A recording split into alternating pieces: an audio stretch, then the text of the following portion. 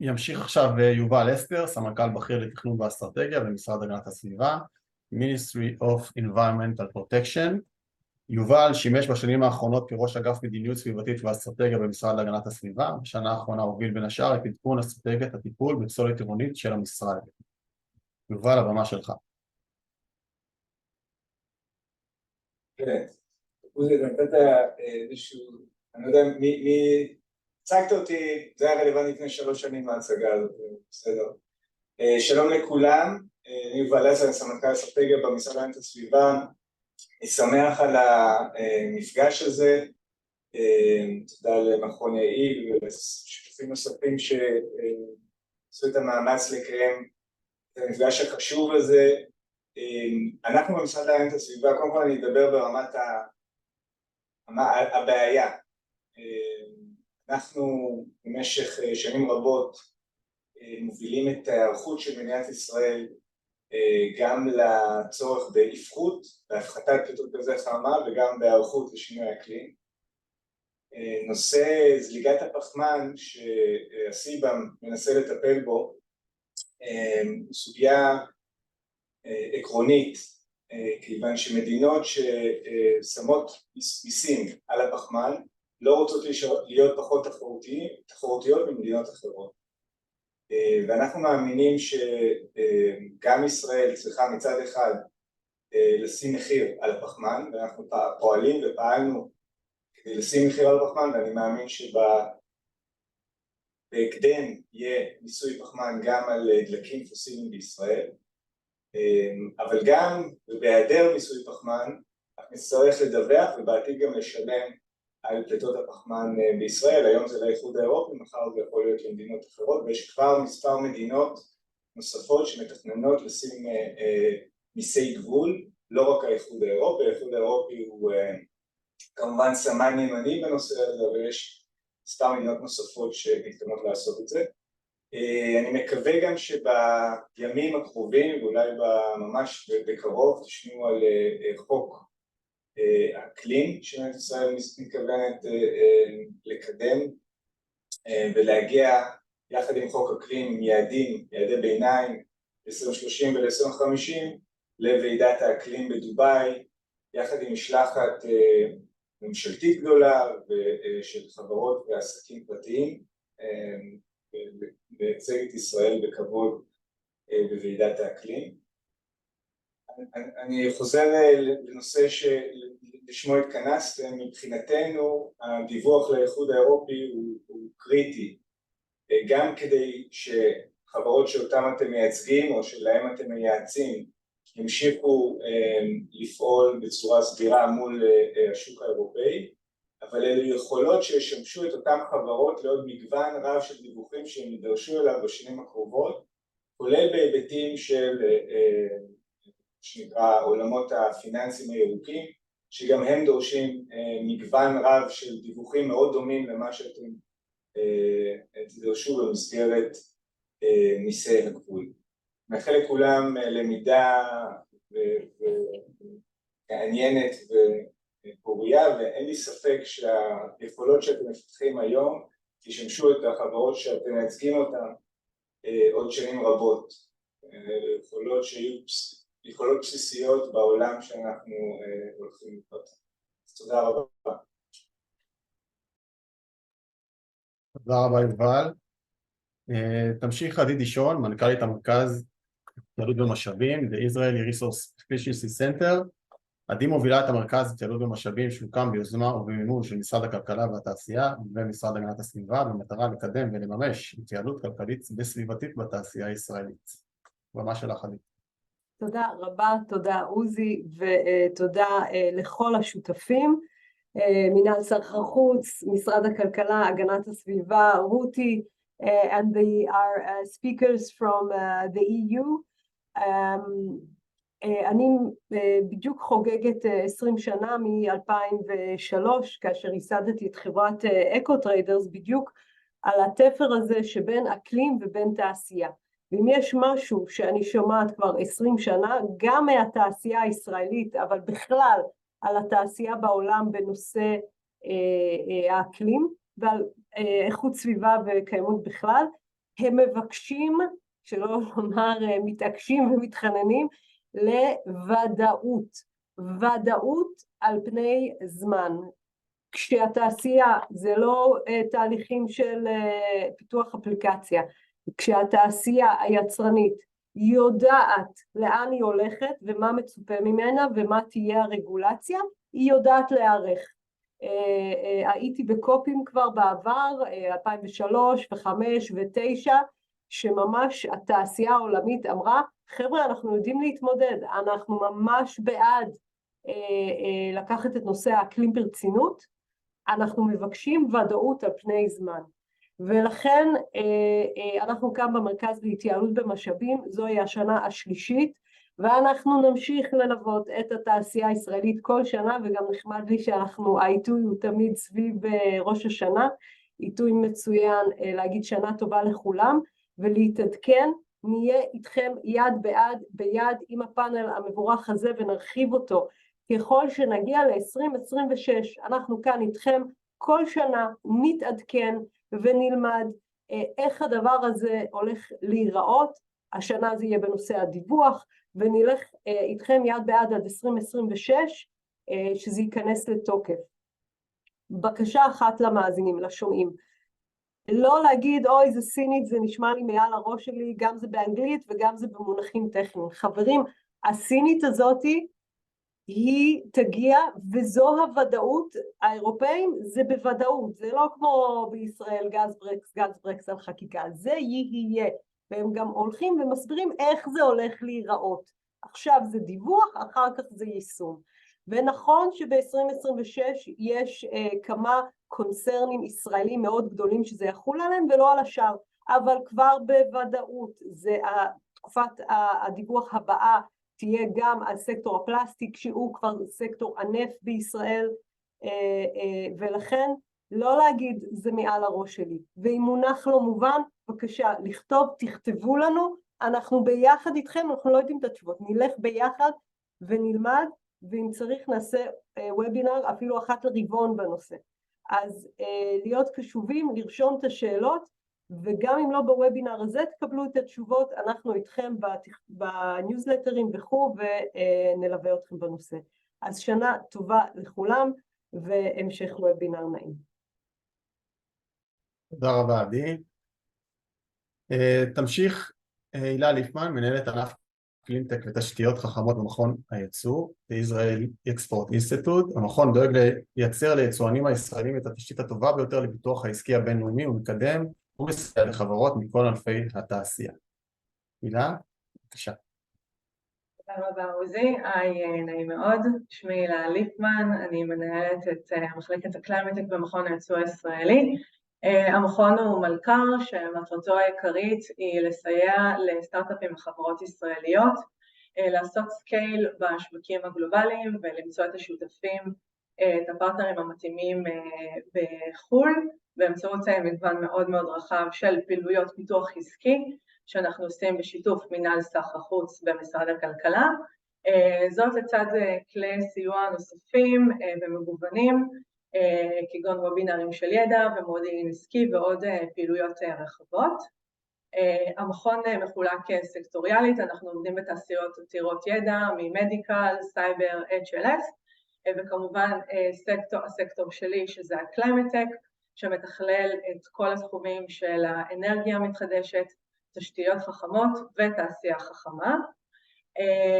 במסגרת הזאת אני רוצה להציג ממש בקצרה את אירוע העוגן של תחום הקליימטק השנה במכון הייצוא.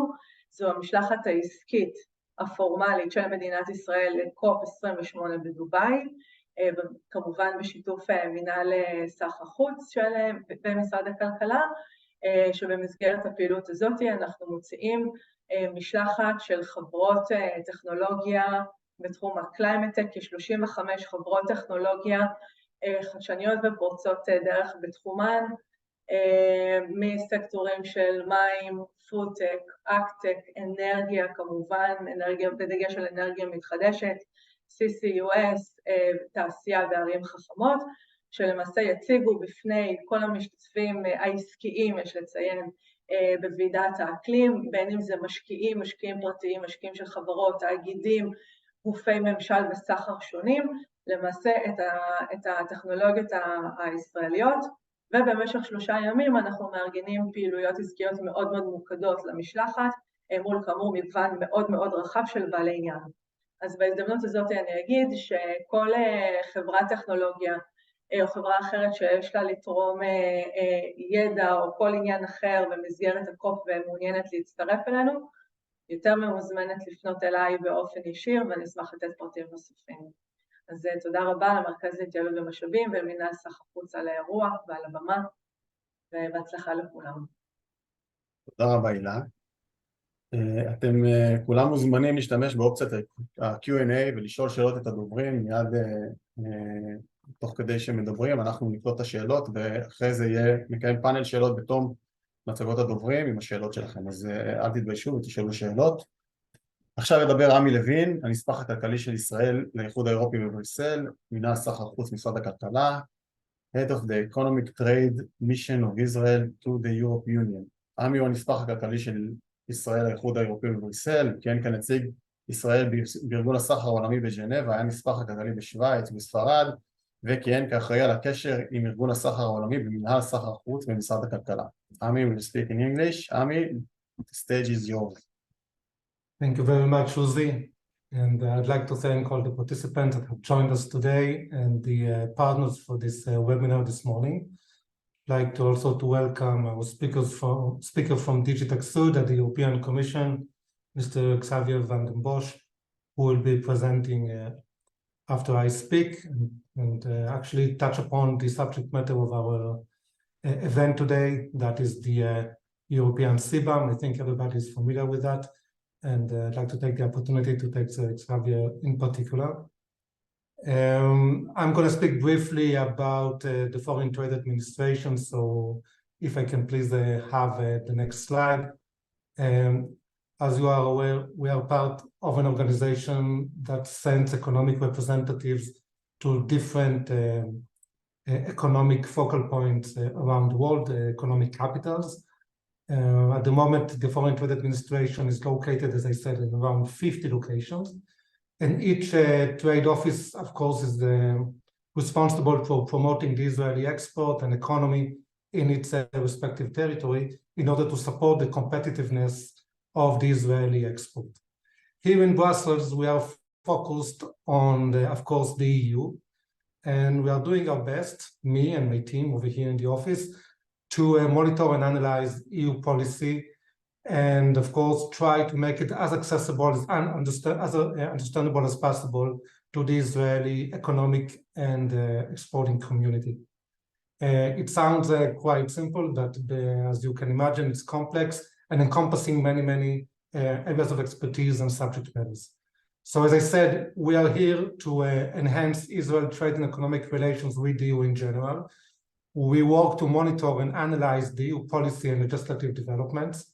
We're trying to help company in a hands-on manner to assess the impact of the EU policy and the legislative initiative on the particular export of a certain exporter to the EU, and to the best ability, to the extent that we are able, we try to lobby, to work with our partners here in Brussels from the different institutions, be it the Commission and also Parliament and Member States at the Council of the European Union, to remove regulatory barriers and enhance cooperation to facilitate trade. Today we're talking about the Cbam, so I guess in the next slide I can drill down a little bit on what we do on that account. Maybe Hannah, if you also click on the next one, I'll be able to see. Yeah, exactly, thank you. Just as illustrated in this slide, everything that has to do with climate environment, as will be explained by Xavier later on, is set in the context of the Fit for 55 initiative. At the moment, today, we're going to focus on the carbon border adjustment mechanism, but this is only one of the dossiers that we're actually following under this issue of climate, circular economy, and environment. We're touching upon issues of circular economy. We are following and reporting regarding issues relating to eco-design for sustainable products. It has to do also with packaging and packaging waste. And the issue of green claims, the right to repair, it's we believe also will be an emerging topic. I believe most of participants today are familiar and know that Israel is an important exporter of chemicals to the EU. So for a very long time now, our office has been tracking and monitoring issues regarding to the EU chemical strategy and sustainability. We're following also developments regarding to the farm to fork and green initiatives regarding supply chains in the food markets and many others. So, Hannah, if I can have the next slide. As I said in the outset, our office here in Brussels is a part of a network of commercial representatives that is aiming to support the activities of the Israeli exporting companies and the exporting community. And here we have listed the ways that you can be in touch with us. And we have different channels of engagement and communication, where exporters are able to reach out directly to us through our CRM and ERM systems. Quite easy to look for us online. Just write פנייה לנספח המסחרי, and then basically you on Google, and you can basically choose which is the office that you want to work with and where you want to destine your exports. And we encourage and invite everyone to join our distribution list of the newsletter. We also operate blogs as part of the Foreign Trade Administration's platform. And as I said before, we invite everybody to be in direct contact. So before I conclude, I would just like again to thank everyone. The Resource Efficiency Center, it's the second time that we are organizing this type of event. Our partners from the ministry, Oz, hope you're still there, and of course, our back office, Hannah and Lena. Xavier from the Commission, thank you again for being available to present today. And I wish us all a very successful webinar. Thank you very much. Thank you very much, Ami. And now Xavier van der Bus from the team working on the carbon border adjustment mechanism in Director General, Taxation and Customs Union. Previously, he was a part of the task force in charge implementation and recovery and resilience facility centerpiece of Next Generation EU. Xavier, the stage is yours, please. Many thanks, Z, and many thanks to all organizers. It's a very good opportunity, and I'm very thankful for this opportunity to engage with you and operators in Israel, inform about the carbon border adjustment mechanism. So many thanks to the Ministry of Economy and Industry, in particular, and Israel Resource Efficiency Center for setting up this webinar. So what I will do in my presentation in the first part is to present the main features of Cbam, its rationale. I think it's important to depict it in a context. And then I will present the overview of reporting requirements for the transitional period of the instrument, because it starts very soon. It starts in October 23, so next month. So first, a word of context. Ami mentioned that in his own presentation.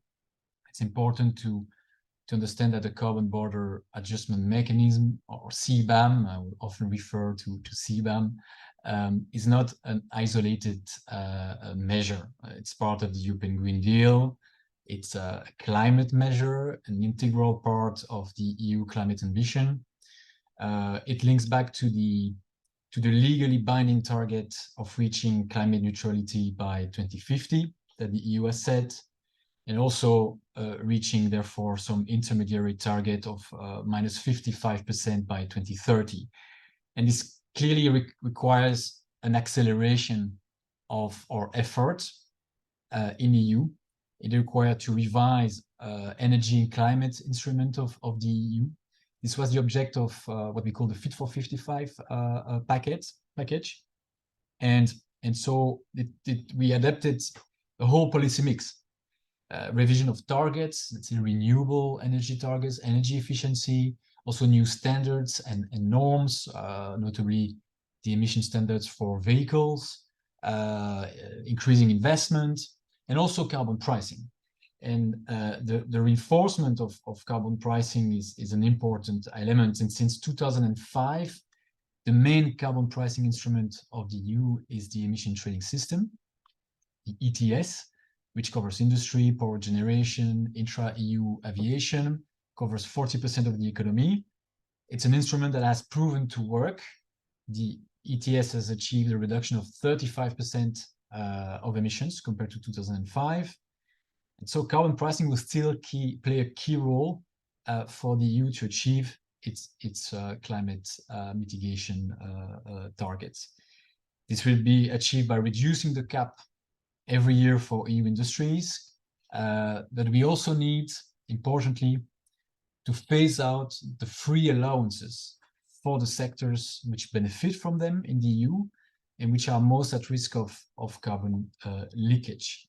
And so Cbam, it's important to have this in mind, really complements and reinforces the EU ETS by ensuring the increased EU targets, the increased efforts from our industries in the EU are not undermined by carbon leakage. And carbon leakage occurs when companies transfer production to a place where decarbonization requirements are less strict, or when EU products would be replaced by more carbon-intensive imports. And this would lead to an increase of emission where production is moved, an increase in global emission. And this would clearly undermine both the EU mitigation efforts, but also ultimately global climate action. So this is really the rationale of Cbam, make sure that we reach our decarbonization targets.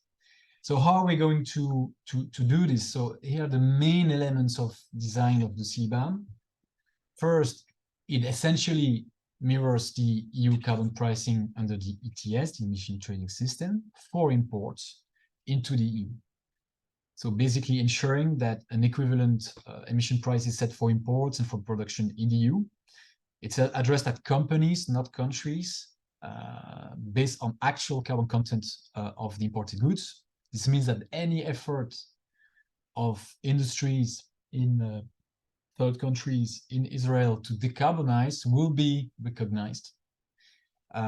Moreover, the instrument recognize and deduct from the obligation any carbon price effectively paid.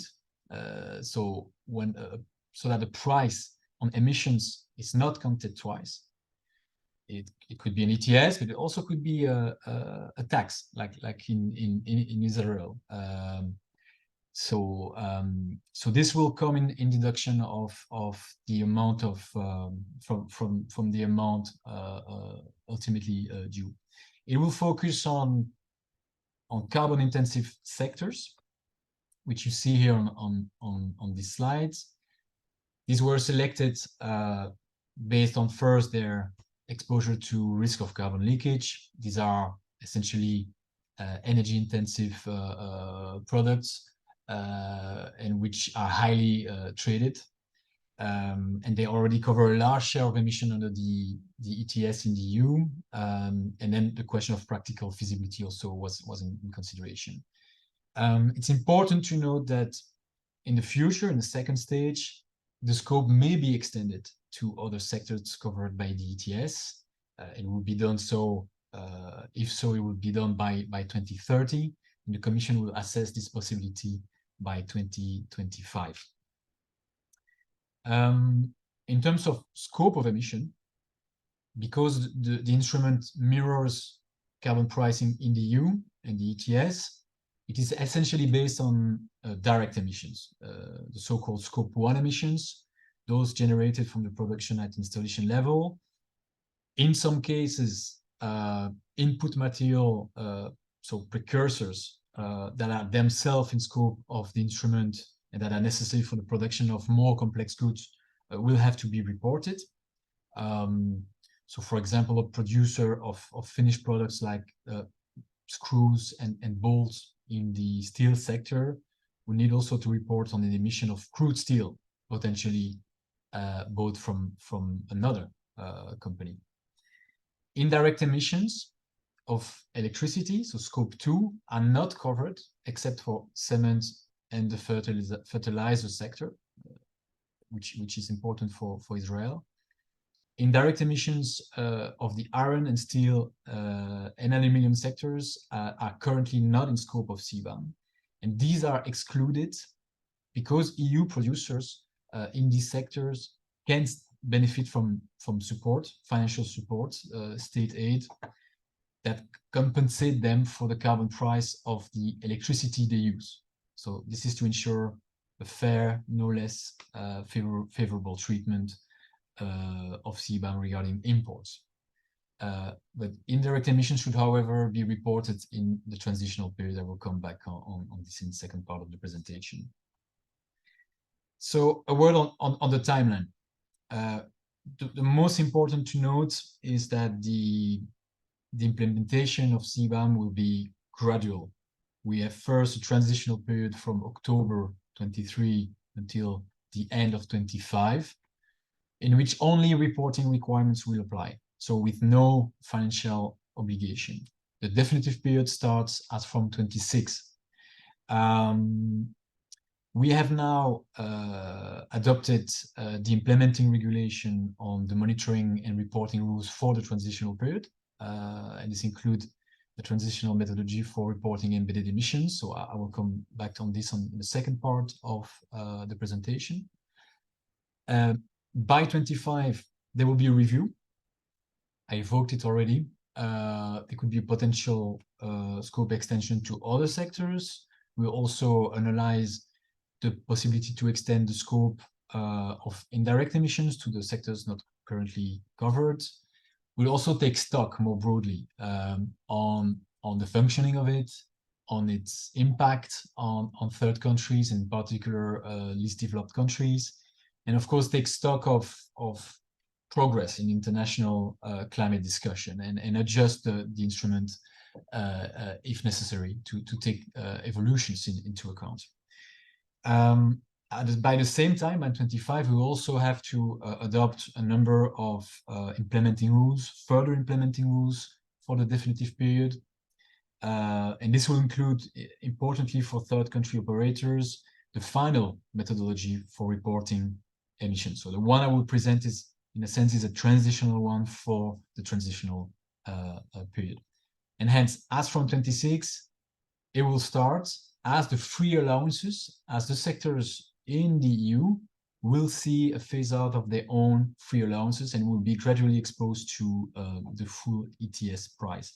I say gradually because it's also important to understand that it will not happen suddenly in 26. This phasing is also gradual because it matches the phase out of the free allowances in the EU ETS. And as you see from this slide, the phasing of Cbam is not linear in the first years. So by 2030, well, less than half, so 48.5% of Cbam will have been phased in. So that is the adjustment on imports based on the carbon content of the imported good will only be due for the share of the embedded emissions declared, which are not covered at the same time by free allowances under the EU.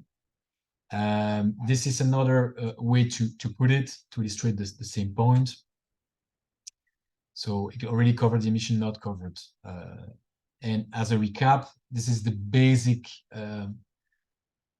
a bit simplified formula for calculating the adjustment in the definitive period. So the number of Cbam certificates will be based on actual emission after deducting the emissions covered by free allocation.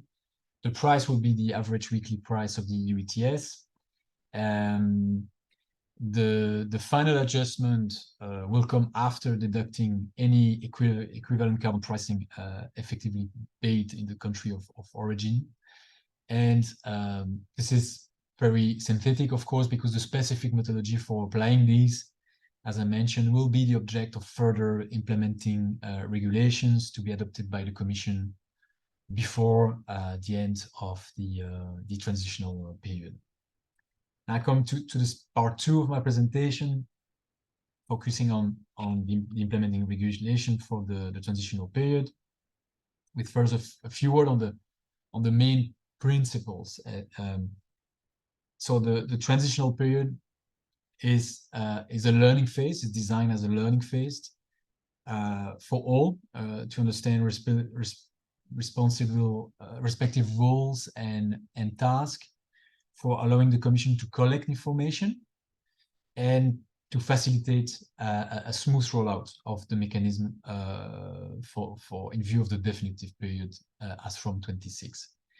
So this information will allow us to work on the final monitoring and reporting requirements, as I mentioned.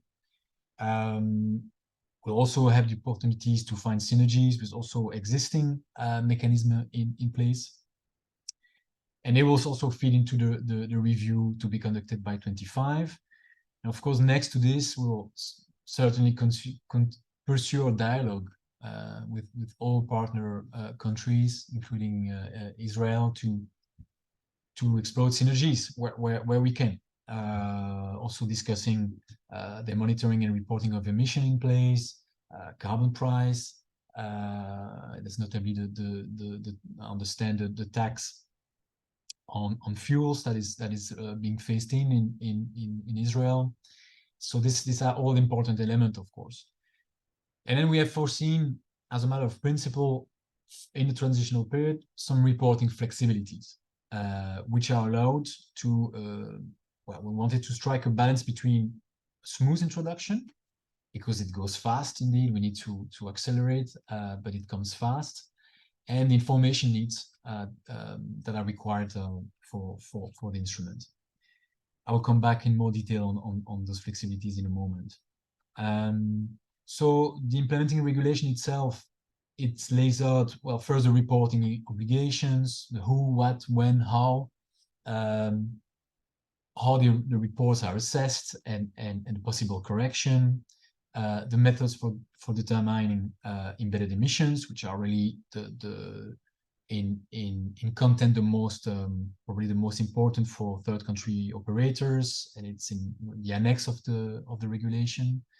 The enforcement measures in the forms of penalties, and how the Cbam transitional registry is set up and the rules around it. So that would be the main portal for EU importers to introduce their reports on their imports. So first, a quick word on the who, how, when. So who is responsible? The obligation is set on the reporting declarant, so that is can be the EU. So that's the EU importer. It's the same as the authorized Cbam declarant in the final regime, but there's no authorization yet. So it could be a company, it could be also an indirect representative that is established in the EU. You will have access to this transitional registry, where we'll be able to submit the report. The first report due will be by end of January 24, covering the last 3 months of the year. So it's a quarterly reporting obligation. There's some flexibility for the submission. Correction are possible. It can be modified after the deadline. And for the first 2 reports, so those one in June and April 24, there will be a bit more extension of flexibilities to make the correction. And of course, it will always be possible upon request to reopen a report after submitting a request. What is more important in the third country perspective is the role of the third country operators of installations. Their role is to monitor and collect data on embedded emissions. We have provided guidance and templates. It's a possibility to use. It's not mandatory, but it's there to better guide you and to facilitate this work. And they will have to communicate this information to the reporting declarant, so the EU importer. Important to stress, there's no verification of emissions required yet. This is something foreseen for the definitive regime, but not under the transitional phase. And what will have to be reported is basically a quantity of goods, where it was produced, the type of production, routes and parameters, what are the emissions, calculated in principle following the methodology, except if some of the flexibilities are used. Any carbon price effectively be paid should be reported.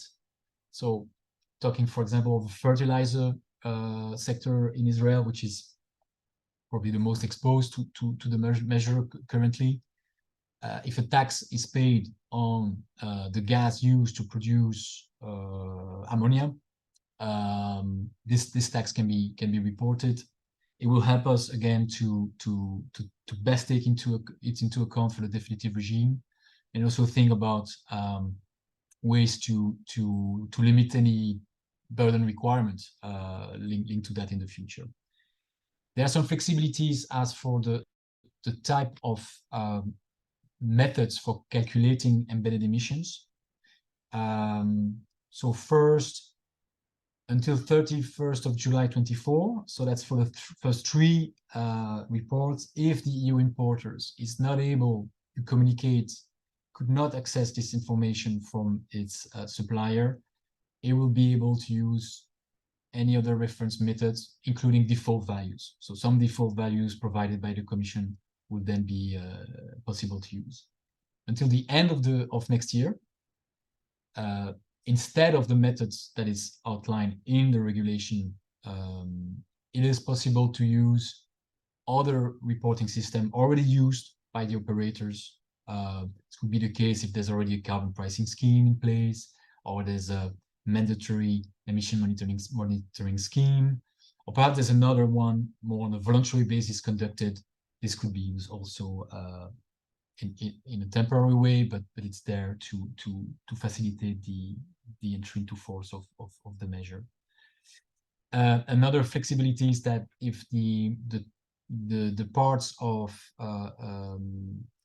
if, let's say, you have a finishing steps that do not take in that are not part of, that only represent less than 20% of the total emission of the good,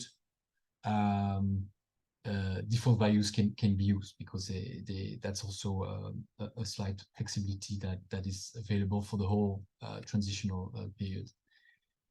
So, as I mentioned earlier, we're really the methodology that we have in this implementing regulation is closely mirroring the one that is used in the EU for the ETS, but it's adapted because, of course, the emission trading system is applied to basically a plant, to an operator, while for its whole of its production, and here the scope of Cbam is based on goods. So there's a sort of additional step to attribute emissions from a plant to a good. Another distinction is that that I mentioned earlier as an example. If you use a precursor, imagine in the cement industry, if clinker is purchased and then cement is actually produced in another plant, although it's outside of the production of the first plant, you will have to report on the emission of clinker, and that's actually obviously where in cement most of the emissions are concentrated. So the system boundaries are an important element. In terms of basic step that you will see detailed in much more detail, but the idea is to define production processes, then as a second step, to identify relevant parameter and methods, and to monitor direct emissions related to heat flows, the indirect emissions related to electricity consumption. So it could be electricity purchase, it could be also electricity produced on the site, and the contribution of waste gases. then basically to attribute emissions to each production process as they've been identified, to add the emissions of the relevant precursors on the Cbam scope, as I mentioned earlier, and then to, on this basis, to determine the specific embedded emissions. So that's in the broad bird eye view, I would say. Of course, it can be fairly complex in some cases, and this is why, of course, we currently concentrate much of our efforts in the European Commission to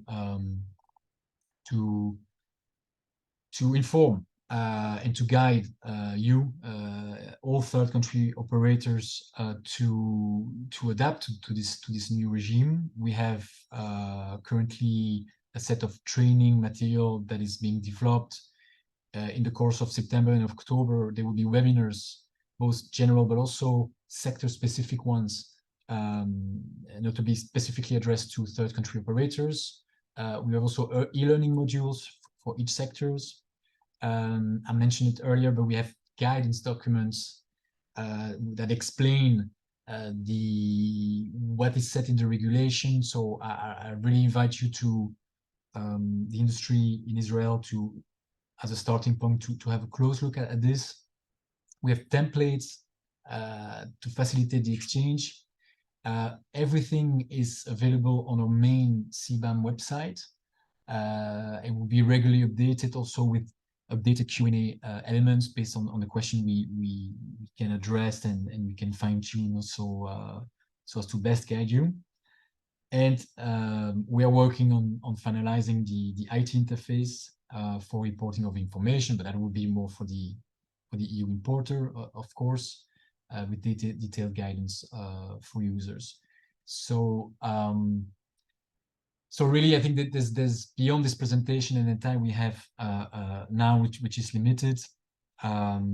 We strongly invite you to, if you're not yet aware of this material, to have a look, to register to our webinars that would be of interest for Israeli industries, especially the ones that are most concerned by Cbam right now.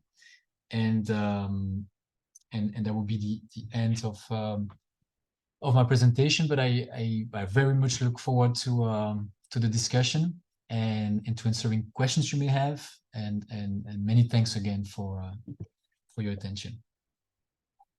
Thank you, Xavier. Toda. We will answer questions from the audience after Ruth's presentation. עורכת הדין דוקטור רות דגן ממשרד הרצוג פוקס נאמן שתדבר עכשיו. רות עומדת בראש מחלקת איכות הסביבה ושינוי אקלים ובראש המחלקה לייצור תעשייתי במשרד, בעלת ניסיון רב שנים בתחומי איכות הסביבה והרגולציה התעשייתית.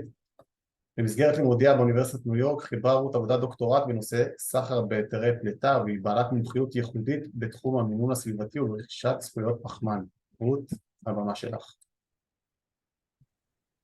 תודה רבה. תודה על ההזמנה להשתתף. אנחנו בסדרה של וובינרים בנושא הזה, והיוזמה היא כמובן מבורכת, נושא חשוב מאוד להיות מרושתים איתו.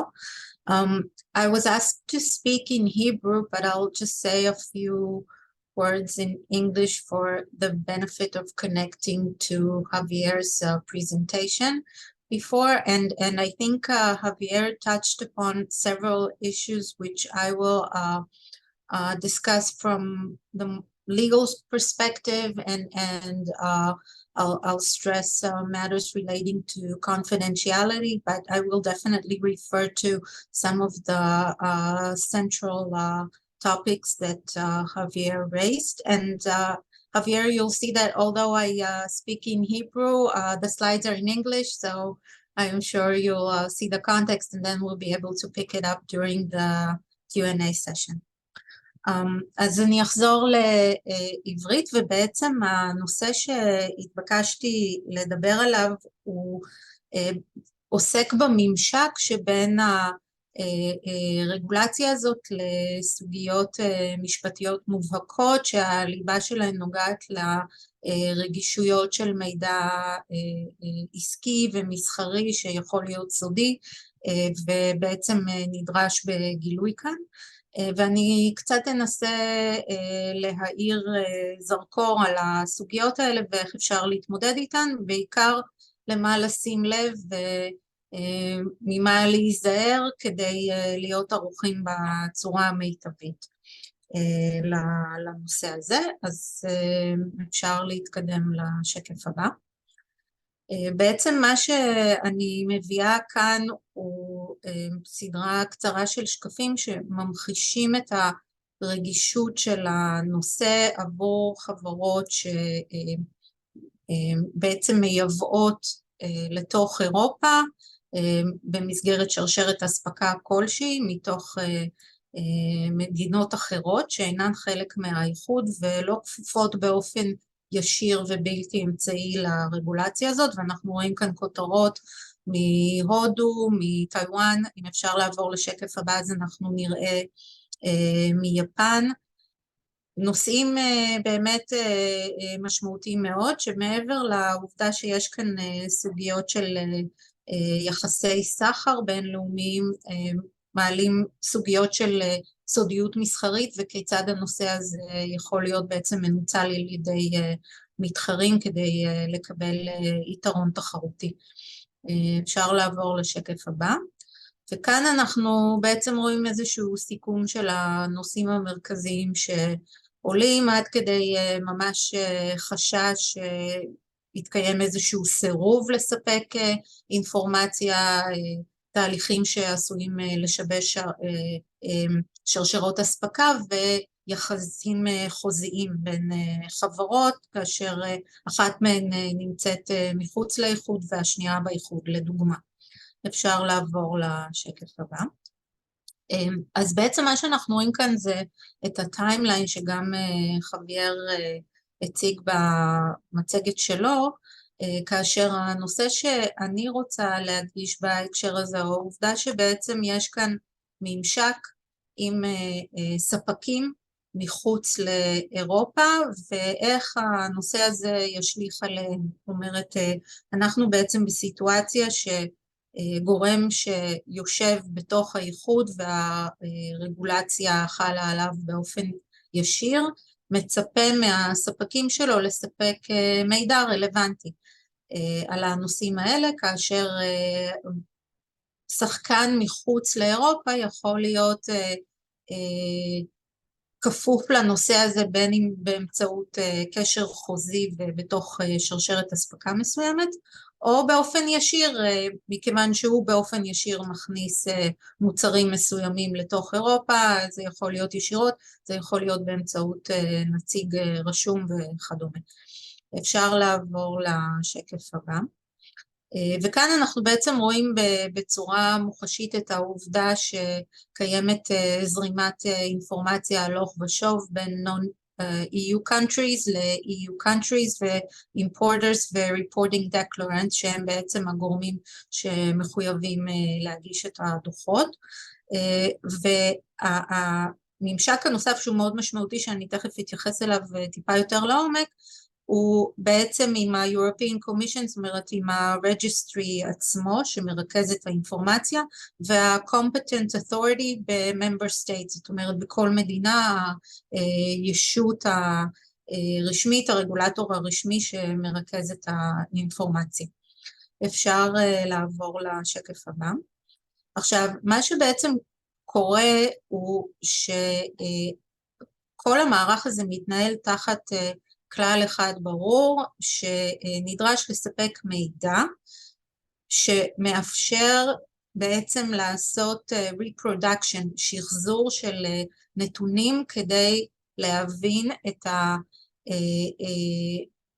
השורה התחתונה לגבי סדרי הגודל של הפלטות מתוך תהליכי ייצור של המוצרים שכפופים לרגולציה הזאת ונכנסים בגבולות האיחוד. זאת אומרת, בפועל למונח reproduction אני שמה עליו דגש, יש לו משמעות משפטית. המשמעות שלו היא שלא מאפשרים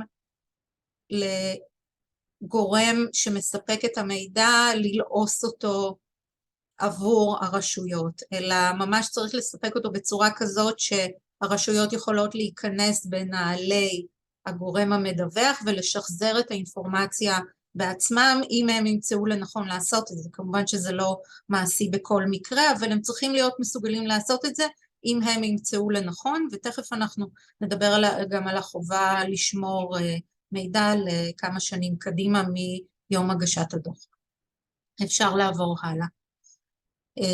בעצם מה שאנחנו רואים זה שיש כאן איזשהו עיקרון בסיסי של העברת מידע לפי כללים מובנים, ועיקרון של הכרה בקונפידנציאליטי, בסודיות של מידע מקטגוריות מסוימות, שתכף אנחנו נתייחס אליו בצורה יותר מפורטת.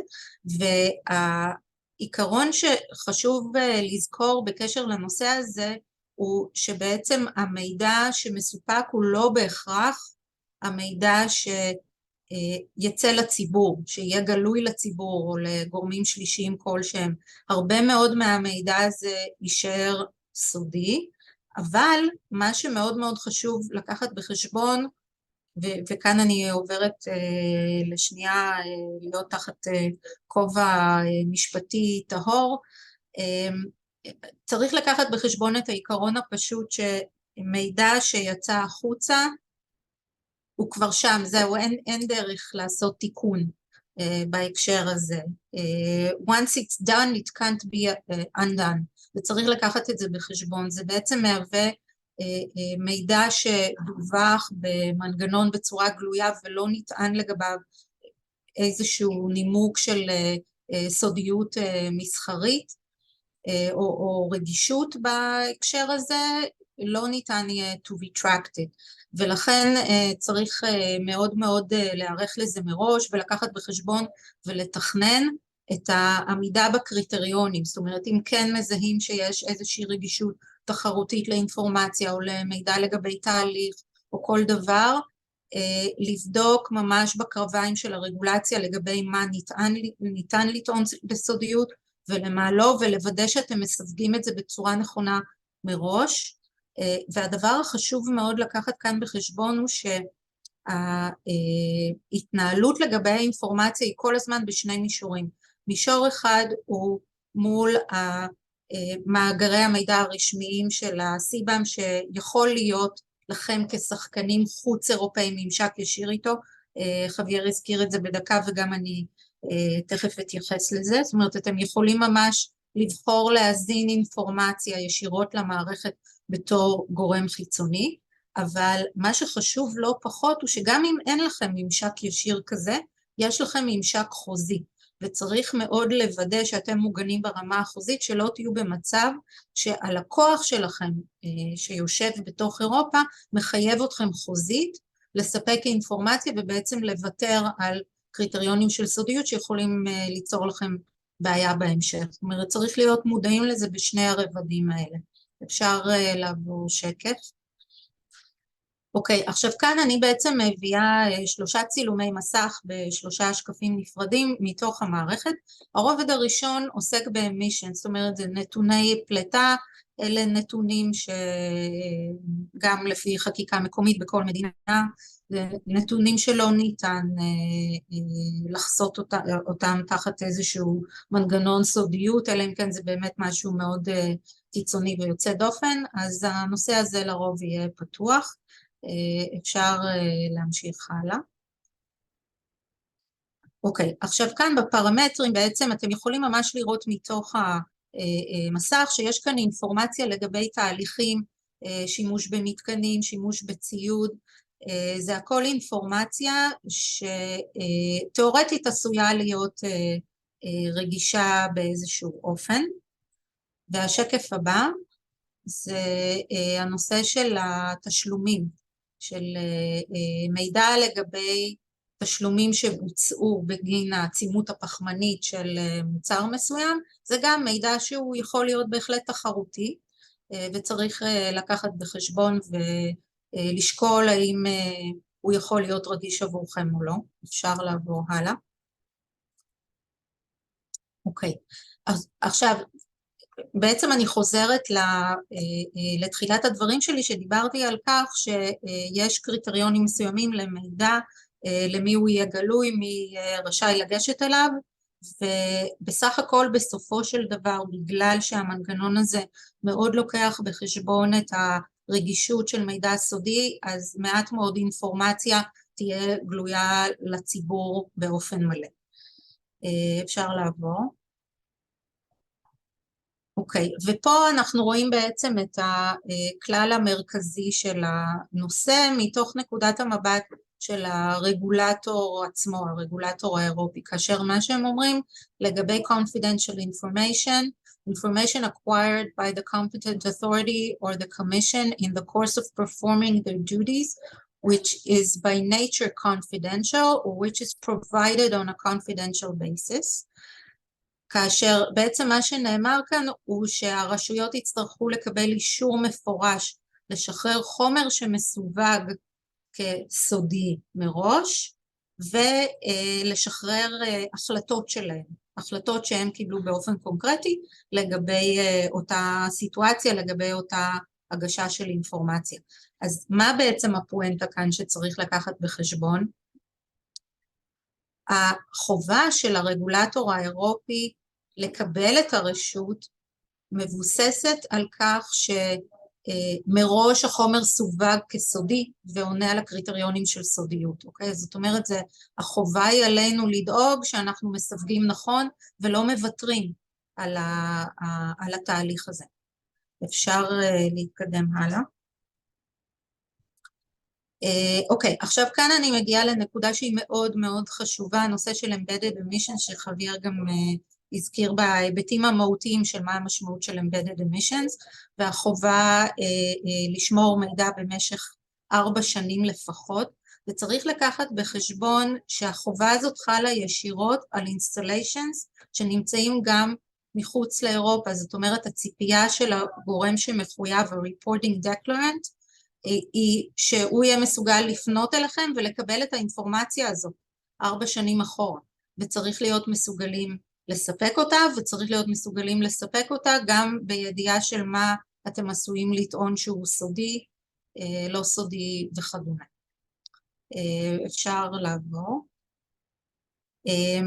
הנקודה הנוספת שציינתי קודם היא בעצם העובדה שהמנגנון מאפשר לגורמים מחוץ לאירופה להירשם ישירות ולספק את המידע ישירות. עכשיו, לוקחים בחשבון כמובן שזה וולונטרי, נכון זה וולונטרי, אבל ברמה של התקשרות חוזית יכולים להיות גורמים שיושבים באירופה שהם הלקוחות שלכם, שיבואו ויגידו אנחנו מצפים שתעשו את זה, כי זה מגדיל את האמינות שלנו, זה מקצר לנו תהליכים, הרבה יותר קל לנו לעבוד ככה, חוזית, אתה רוצה להיות ספק שלנו, תתחייב לתהליך הזה, אוקיי? אז זאת אומרת שאנחנו יכולים למצוא את עצמנו במצבים שזה לא באמת וולונטרי. אני חושבת שבזה כיסיתי את הדברים שרציתי לדבר עליהם, ואני לרשותכם אם יש שאלות. תודה רבה. תודה רבה, רות. Now, Ami will lead the Q&A session. So, Ami, you have the mic. Yeah, thank you very much, Uzi, and thank you very much, both of you, Xavier and Ruth. It's always frustrating, you know, because, of course, the scope and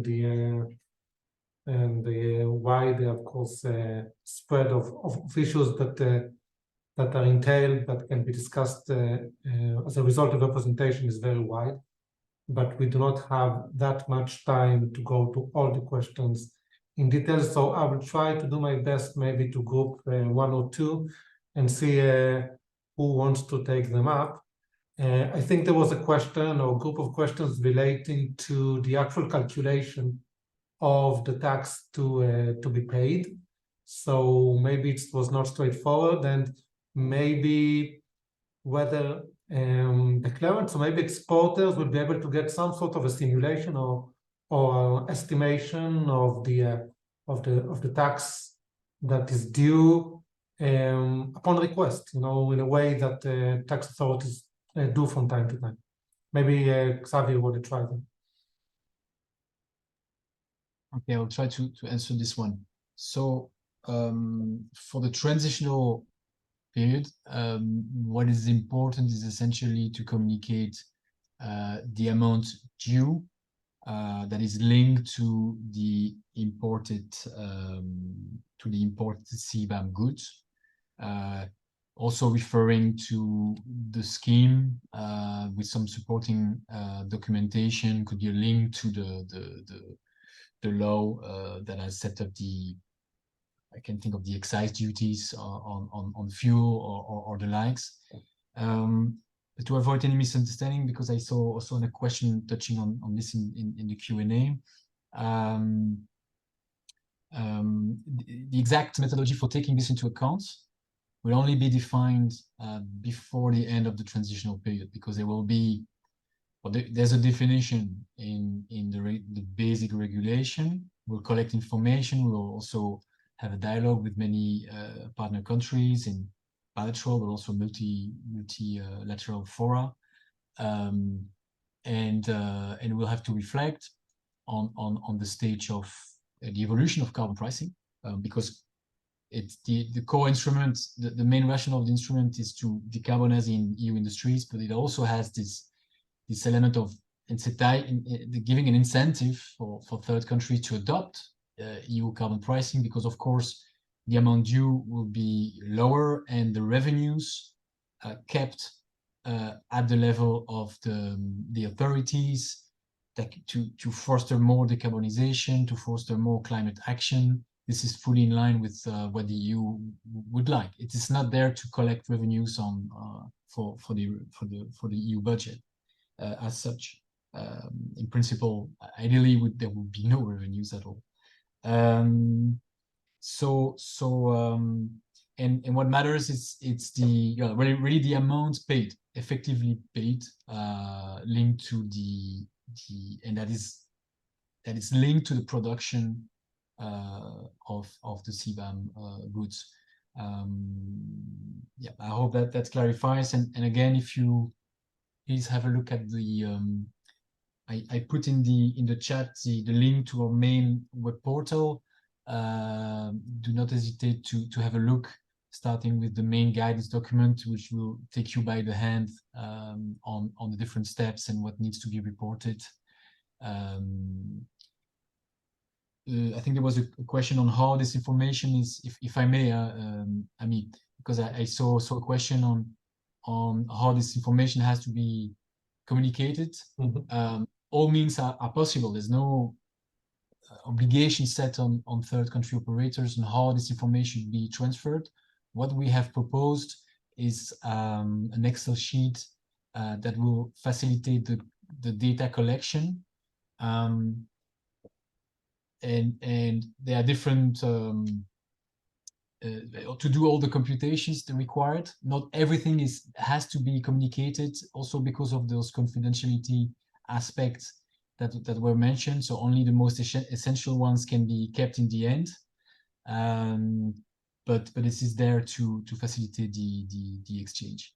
But there are no specific ways to communicate. Only the EU importer or the declarant under the regulation will access this transitional registry and is liable to introduce the report. Would you wanted to add something on this point, or we can move to the next one? I guess we can move ahead. There was a question regarding verification, something that we've been following, I guess, since the discussions began a couple of months and years back. I think it is expected that third countries outside of the EU will have some sort of a verification scheme, especially if compensating arrangements will be considered. How does TAXUD consider that it could work? Many thanks. So first, again, for the transitional period, there's no verification required. As from, there will also be an implementing regulation covering those aspects. set exactly the rules based on the main regulation. But the main element is that everyone can be a verifier. It can be an international company, can be a local one. The only main requirement is to be accredited by a EU member state, so that the verifier in the definitive regime will have this, will increase this for the EU, the certainty that those emissions are fully in line with the reporting requirements as they are under the EU. But there's still scope for reflection on this. So it's a bit early to say more at this stage. In this first phase, in the coming 2 years, this will be mostly about gathering information without yet focusing on the verification. Okay, so I see a follow-up question on that. Are there any findings in the transitional period regarding, failed to report or anything of the sort? How it would work? Any Yes, so there's an enforcement part in the implementing regulation. It's important to stress first, these are really last resort elements in enforcement. So it would be a step-by-step approach, because first national authorities where the EU importer is established, should a report not be filled in on or be not complete, there would be a number of steps where the member state would first communicate to the EU importer about the missing information and ask for the completion. But indeed, there's as a last resort and as a very ultimate step, sanctions foreseen in case of repeated non-compliance, and also taking into account the flexibilities that I mentioned in terms of reporting during the transitional period.